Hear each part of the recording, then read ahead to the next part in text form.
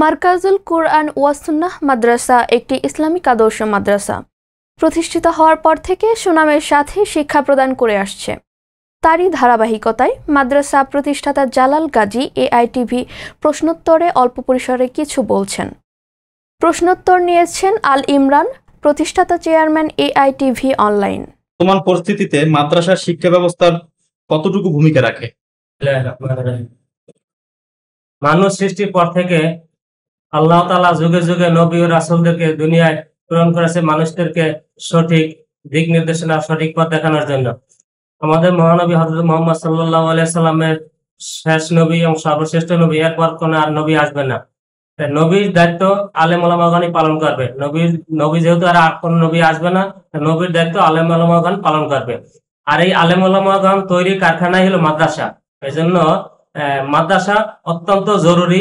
যেহেতু নবী রাসূলগণ থাকবে না, মাদ্রাসা থাকতে হবে, আলেম ওলামা তৈরি হতে হবে।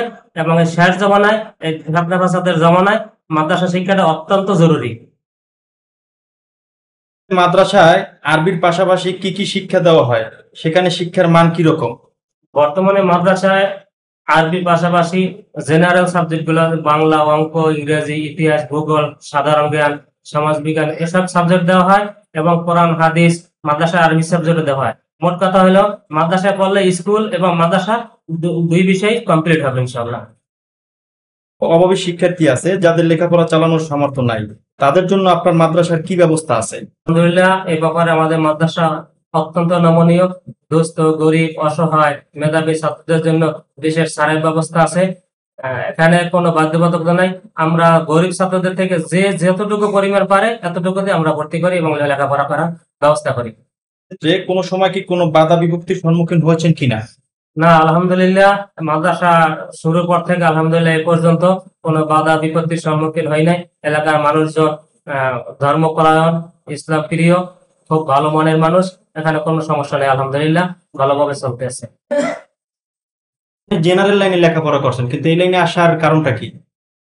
ভাই, আমি মুসলমান হিসেবে মাদ্রাসা শিক্ষা জরুরি, কিন্তু ছোটকালে বুঝতে পারি নাই। যখন বড় হয়েছি তখন আল্লাহর কাছে দোয়া করছি, আল্লাহ মাদ্রাসায় পড়তে পারি না, মাদ্রাসায় পরিবেশে যেন থাকতে পারি। এই হিসাবে আল্লাহ কবুল করে মাদ্রাসায় শিক্ষকতার সুযোগ দিয়েছে। প্রায় 20 বছর মাদ্রাসায় শিক্ষকতা করতেছি। আলহামদুলিল্লাহ গত বছর 23 সালে 1 জানুয়ারি মাদ্রাসা করার আল্লাহ তাআলা তৌফিক দান করছে। সবার উদ্দেশ্যে আমার একটাই বলা, যেহেতু আল্লাহ তাআলা মাদ্রাসা দেশে দিনের খেদমতের জন্য মাদ্রাসা লেনে আসছে, আর চেষ্টা চালাইতেছি। আপনাদের সবাই দোয়া চাই, দেশবাসীর কাছে দোয়া চাই, যারা যেখান থেকে দেখছেন সবার কাছে দোয়া চাই যেন আল্লাহ তাআলা এই মাদ্রাসাকে কবুল করে কিয়ামত পর্যন্ত দুনিয়া এবং আখিরাতে সবার জন্য মঙ্গল করে। জি, টিভি স্ক্রিনে যে নাম্বার দেওয়া আছে এই নাম্বারে যোগাযোগ করলে ইনশাআল্লাহ সর্বোত্তম সহযোগিতা পাবে। ছাত্র ব্যাপারে বা অন্য ইসলামিক পরামর্শের ব্যাপারে ইনশাআল্লাহ আমরা সহযোগিতা থাকবো। ধন্যবাদ এতক্ষণ সাথে থাকার জন্য। ভালো কাজের সাথে এআইটিভি আছে, থাকবে সবসময়। আমাদের চ্যানেল কোনো রাজনৈতিক বা কোনো দলীয় নয়। আল্লাহ হাফেজ।